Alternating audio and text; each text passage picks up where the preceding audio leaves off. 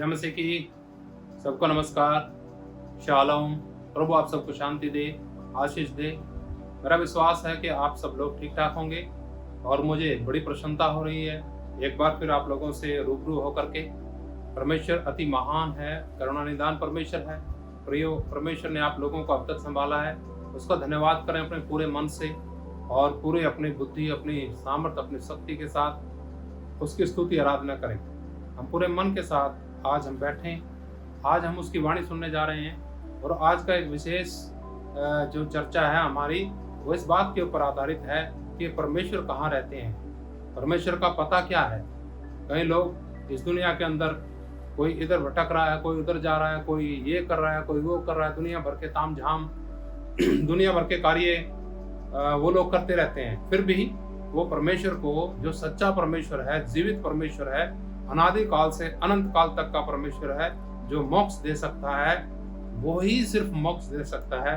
वो बहुत से लोगों के पास नहीं है, उसका पता बहुत से लोगों के पास नहीं है। आज प्रभु की वाणी हम सुनेंगे। जब हम प्रभु पर विश्वास करते हैं प्रियो, तो हमारा पूरा निर्भरता उसके वचन के ऊपर होनी चाहिए। जब हम उसका वचन पढ़ते हैं तो बड़े विश्वास के साथ हम सुने इस बात को। आइए हम प्रभु के वचन को सुनेंगे। ये है यशायाह 66 अध्याय और उसका कुछ वचन मैं पढ़ना चाहूंगा। पहले वचन में इस प्रकार से लिखा है, यहोवा यूं कहता है, आकाश मेरा सिंहासन और पृथ्वी मेरे चरणों की चौकी है। तुम मेरे लिए कैसा भवन बनाओगे और मेरे विश्राम का कौन सा स्थान होगा। यहोवा की यह वाणी है, ये सब वस्तुएं मेरे ही हाथ की बनाई हुई हैं, इसलिए ये सब मेरी ही हैं।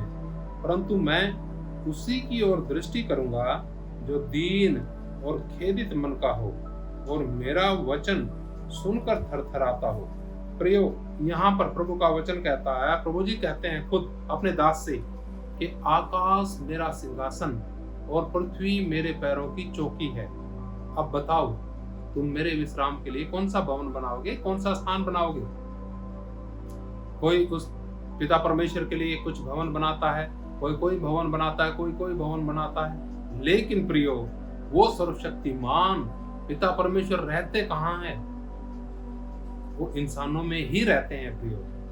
अपने बनाई हुई हाथ की चीजों को वो जानते हैं, समझते हैं, लेकिन जब हम उनको दोबारा बना करके फिर कहते हैं कि पिता परमेश्वर यहाँ आ, और अपना मन उसके लिए बंद रखते हैं, तो वहां नहीं रहते हो। आपने खुद विचार करना है, समझना है कि वो सर्वशक्तिमान कहाँ रहते हैं। यहाँ वाणी में स्पष्ट लिखा है, दीन दरिद्र में रहते हैं वो, उनमें रहते हैं जिनका हृदय पश्चातापी है, उनमें रहते हैं जिनका हृदय टूटा हुआ है और जो उसकी वाणी सुन करके थरथराता हो। सोचिए, क्या आपके अंदर परमेश्वर रहते हैं? क्या आपके बीच में परमेश्वर रहते हैं? क्या आपके साथ परमेश्वर रहते हैं? किस प्रकार से आप परमेश्वर को प्राप्त किए हुए हैं?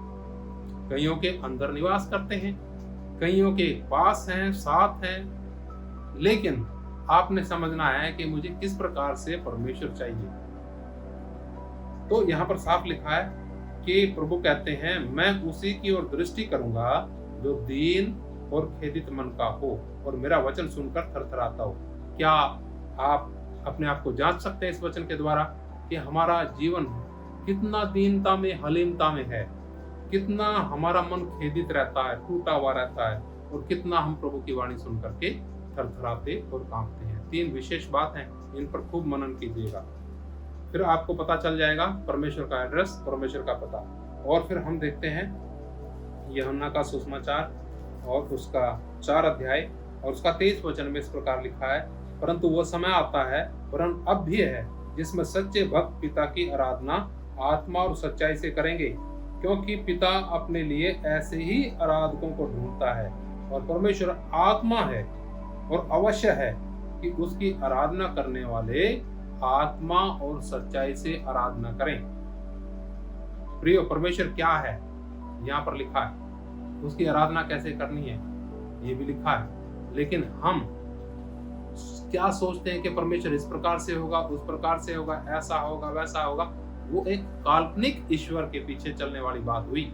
लेकिन हम काल्पनिक ईश्वर के पीछे नहीं चलते, हम रियल वास्तविक परमेश्वर के पीछे चलने वाले लोग हैं, जो हमारी कल्पना के अनुसार तो बना हुआ नहीं है। अब आप सोचिए, क्या आप अपने कल्पना के अनुसार उसको ढूंढ रहे हैं, लेकिन वो खुद आपको ढूंढ रहा है। लेकिन ऐसे लोगों को ढूंढता है जिनके हृदय के अंदर, आत्मा के अंदर, मन के अंदर ये है कि मैं उसकी आराधना सच्चाई और खराई से करूंगा, आत्मा से करूंगा। प्रियो, उनके लिए खुशखबरी है, परमेश्वर खुद उन्हें ढूंढ रहे हैं। तो इसलिए आपने समझना है कि आप किस परमेश्वर की आराधना करते हैं। यहाँ पर तो आत्मा में लिखा कि परमेश्वर आत्मा है। अब आप किसको परमेश्वर मानते हैं, ये आपने देखना है। और हम देखेंगे पहला कुरिन्थियों और उसका 1 अध्याय और उसका हम पढ़ते हैं यहाँ वचन में 16 वचन में, क्या तुम नहीं जानते कि तुम परमेश्वर का मंदिर हो और परमेश्वर का आत्मा तुम में वास करता है। यदि कोई परमेश्वर के मंदिर को नष्ट करेगा तो परमेश्वर उसे नष्ट करेगा, क्योंकि परमेश्वर का मंदिर पवित्र है और वह तुम हो। यहाँ पर स्पष्ट बताया गया परमेश्वर का पता। अब आप कहाँ ढूंढोगे परमेश्वर को? सोचिए, कहाँ ढूंढ रहे हैं परमेश्वर को? क्या आपको मिला? वचन कहता है सत्य को जानोगे, सत्य तुम्हें स्वतंत्र करेगा। सत्य ही परमेश्वर है, परमेश्वर ही सत्य है। ये समझना आपने, ये समझना हम सब ने। जिस दिन हमने उसे जान लिया, उस दिन हमारी सारी कल्पनाएं नष्ट हो गई।